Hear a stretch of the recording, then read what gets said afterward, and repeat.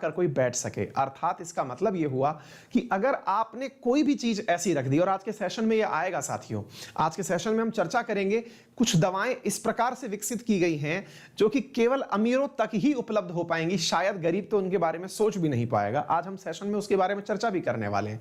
यानी इसका सेंस भी निकालिए कि आप कहीं पर बैठे हुए हैं से मतलब है कि आप कह तो रहे हैं कि समानता का भाव है और भी आइए मेरे पास बैठिए, लेकिन साहब आपने स्तर ही इतना ऊपर कर दिया है, कोई कैसे आपकी बराबरी कर पाएगा, है ना।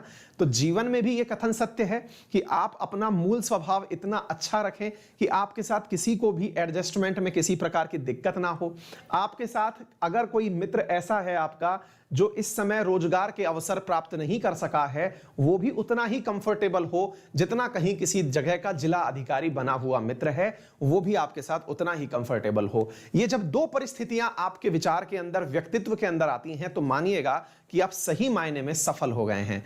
और जब वास्तविकता में आप इतनी सफलता अर्जित कर लेते हैं तो लोग स्वतः ही प्रेमवश, दयापूर्वक, करुणापूर्वक आपके प्रति आत्मीयता रखते हुए स्वतः ही आपके साथ चल खड़े होते हैं, उठ खड़े होते हैं। तो मेरा मानना है, और जीवन के व्यक्तिगत रूप से इस अनुभव को मैं साझा कर रहा हूं, कि व्यक्तित्व आपका कितना अच्छा है इस बात का अनुभव इससे होता है कि आप अपनों के बीच जब हैं तो आपका पद, आपका जो ऑरा है वो आपके अपनों के बीच भी है, या फिर आप एक सामान्य व्यक्ति के रूप में उनके बीच में उपस्थित हैं। अगर आप एकदम सामान्य व्यक्ति के रूप में आप उपस्थित हैं तो दैट मीन्स आप उस समाज के लिए जरूर कुछ करेंगे।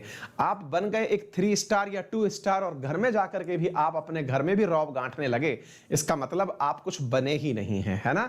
तो ये सब बातें हैं, भविष्य में जब बनिएगा तो इन्हें थोड़ा सा ख्याल रखिएगा। ऐसा ना हो कि घर में भी आप थानेदार बने घूमें या घर में भी आप एसपी बने घूमें, ये आपके व्यक्तित्व पर शोभा नहीं देगा। समाज आप जैसे लोगों को याद नहीं रखना चाहता है, ठीक है। चलिए, तो वेरी गुड मॉर्निंग ऑल।